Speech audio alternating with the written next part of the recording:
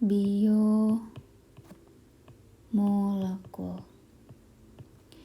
Biomolekul ini bisa terdiri dari dua suku kata sebenarnya ya.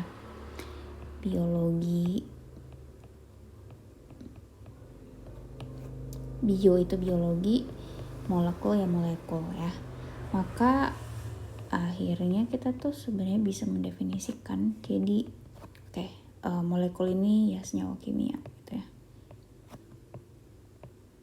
Atau komponen kimiawi.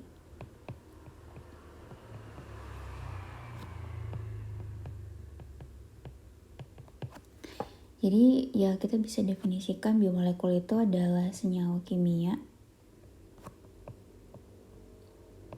yang berkenaan tentang biologi ya. Jadi biologi itu sendiri itu apa? Ya biologi itu yang membahas organisme atau makhluk hidup. Jadi senyawa kimia yang ada di dalam tubuh organisme. Nah, biomolekul itu terdiri atas karbohidrat,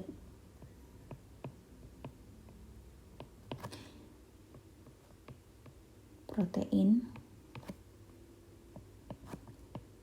lipid, dan asam nukleat.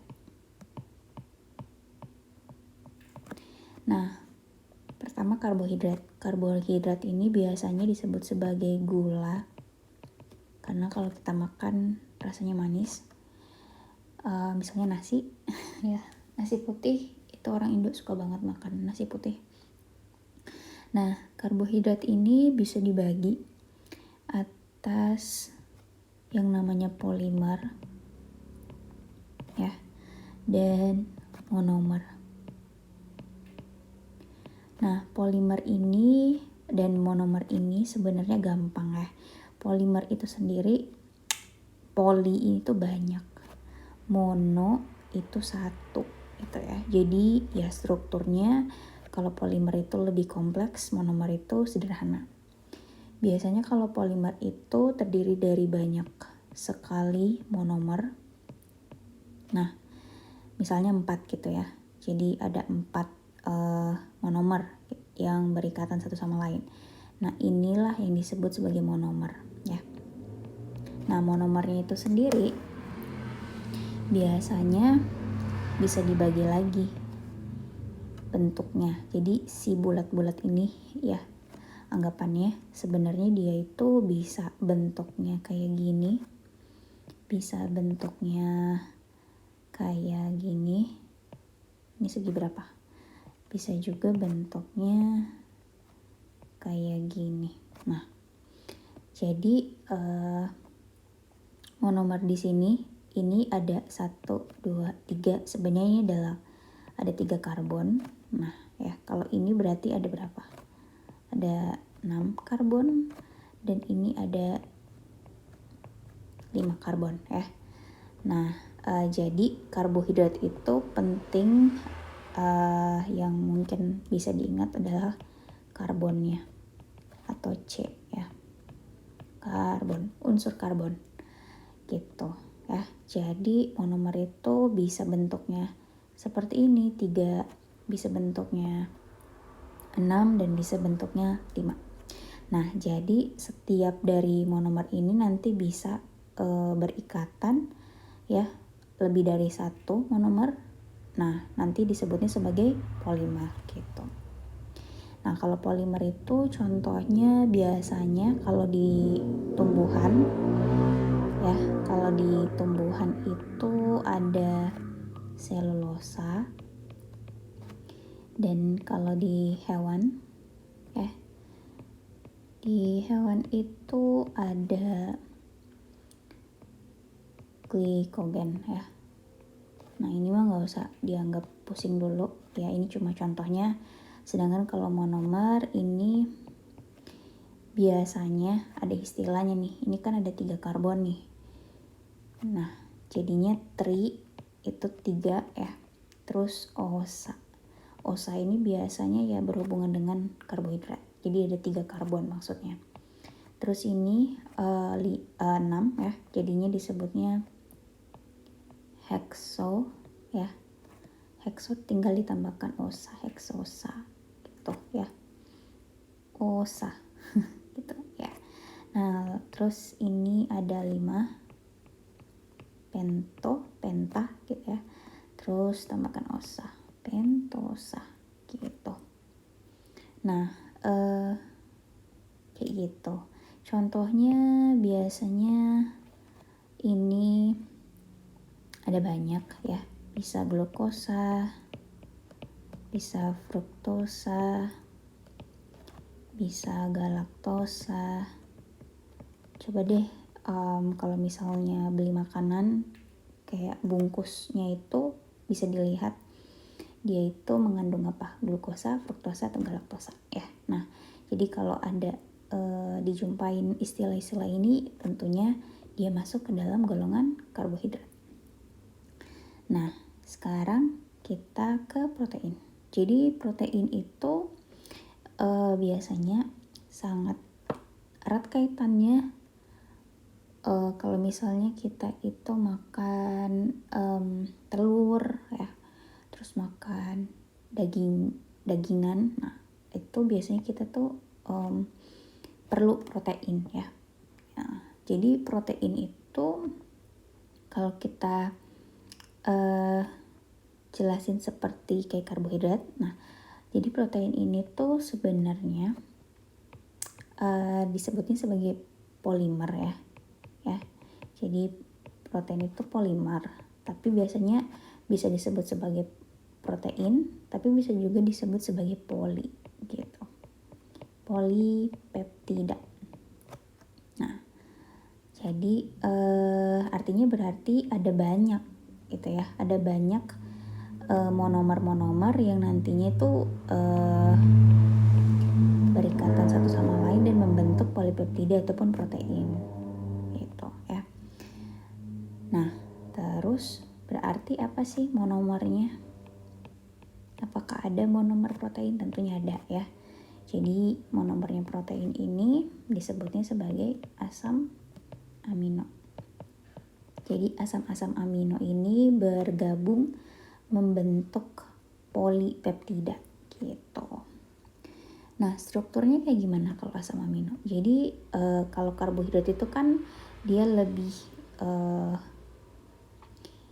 diutamakan, kita ngelihatnya tuh karbonnya ya. Kalau asam amino itu agak lebih banyak yang kita bisa lihat, tapi ya mungkin digambarin kayak gini, tapi nggak usah bingung dulu ya, kenalan dulu lah sama struktur kimianya.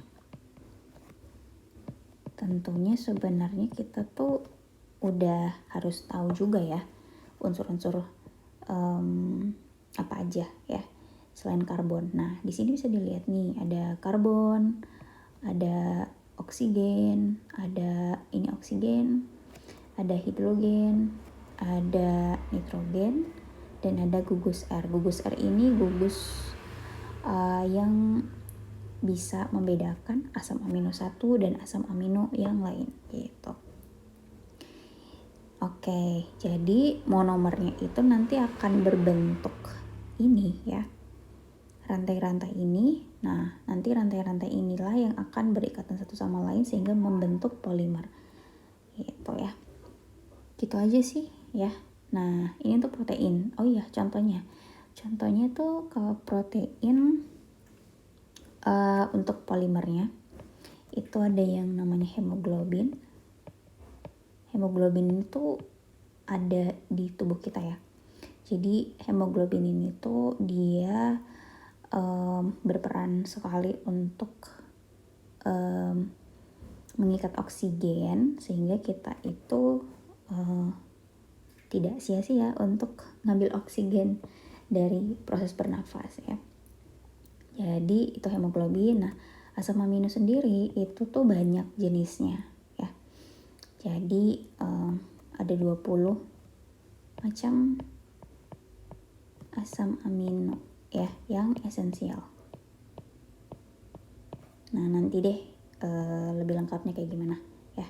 Oke, kita ke lipid sekarang. Jadi lipid ini tuh biasanya ditakutin oleh orang-orang yang suka diet, yang mau ngurusin badannya, apalagi dia pasti atau mereka pasti nggak mau makan makanan yang ada lipidnya. Padahal sebenarnya lipid ini tuh sangat berguna untuk kita, yaitu untuk biar tubuh kita itu bisa melindungi kita dari suhu dingin gitu ya. Jadi makin banyak lipid di tubuh kita, tentunya jumlahnya nggak berlebihan juga ya, itu bikin tubuh kita itu bisa maintaining atau menjaga panas gitu ya. Jadi kita bisa lebih bisa tetap hangat lah ya, walaupun kita berada di mungkin cuaca hujan ya gitu. Nah itu basa-basi soal lipid. Jadi lipid itu dia punya polimer kah atau punya monomer kah? Nah jadi lipid ini tuh nggak ada pembagian polimer monomernya ya, karena dia itu punya struktur yang agak beda ya. Jadi kalau di lipid ini bahasannya biasanya dibahas ada 3 jenis. Yang pertama itu trigliserida, kita tulis dulu ya. Yang kedua fosfolipid, dan yang ketiga kolesterol. Nah biasanya 3 ini sih yang dibahas di lipid. Jadi lipid itu nggak ada monomer polimernya ya, bisa disebut semi polimer. Nah jadi yang pertama trigliserida. Trigliserida ini tuh bentuknya kayak mana? Jadi sebenarnya ini tuh nama trigliserida itu ya mengacu pada strukturnya gitu ya. Jadi ini tuh, yang ini tuh namanya gliserida atau gliserol. Sedangkan tri itu sebenarnya mengacu pada 3 asam lemak gitu ya. Jadi satunya ini asam lemak gitu ya. Terus fosfolipid. Fosfolipid ini hampir mirip strukturnya dengan trigliserida. Jadi ada gliserol juga atau gliserida. Jadi bisa disebut gliserol ya atau gliserida ini. Terus ada asam lemaknya juga 2 berikatan. Nah ditambah biasanya gugus fosfat gitu. Jadi mengacunya pada ke fosfat ini ya, yang berikatan dengan si lipid ini gitu ya. Nah terus yang ketiga kolesterol. Jadi kolesterol ini dia bentuknya agak beda dengan 2 temennya sebelumnya. Jadi lebih ke bentukan kayak pentosa gitu-gitu, kayak pentosa gituan ya, gitu-gitulah ya. Dia ini aku bikinnya sembarang aja sih, kayak gini-gini lah dia bentukannya, kayak segi 5 segi 6an gitu, mirip kayak ini ya, kayak karbohidrat ya monomernya, tapi ya nanti kita bahas lagi. Pokoknya ini aja sih lipid itu. Oh ya contohnya itu kalau lipid di tubuh itu ada hormon kan, terus ada enzim. Nah keduanya ini tuh merupakan contoh dari lipid ya. Oke, sekarang yang terakhir asam amino. Gue belum bisa move on sama asam amino. Asam nukleat. Jadi asam nukleat ini tuh sebenarnya merujuk pada suatu senyawa kimia yang mungkin sifatnya asam yang berada di nukleat atau nukleus atau inti sel gitu. Jadi dia letaknya atau berhubungan lah dengan si inti sel. Nah di asam nukleat itu dibagi atas 2 jenis. Oh iya ya, kita tulis dulu deh ya. Ada DNA dan ada RNA gitu. Ada DNA dan ada RNA. Nah DNA ini dia ada polimernya, ada polimer RNA juga ada polimer. Jadi polimernya itu biasanya dia double gitu. Jelek banget gambar gue. Nah, kalau RNA itu biasanya cuma satu gitu. Jadi kenapa sih dia ini 2, ini 1? Karena ya namanya sebenarnya nggak namanya sih ya. Jadi memang dia double helix gitu atau untai ganda. Sedangkan ini helix aja ya, satu aja. Nah, terus oh iya ada ikatannya gitu. Nah, terus kalau DNA ada monomernya enggak? Sebenarnya kalau ada polimer pasti ada monomer ya. RNA juga. Ya, jadi monomernya itu ini aku gambarin, dia itu gini. Familiar ya sama bentuknya. Terus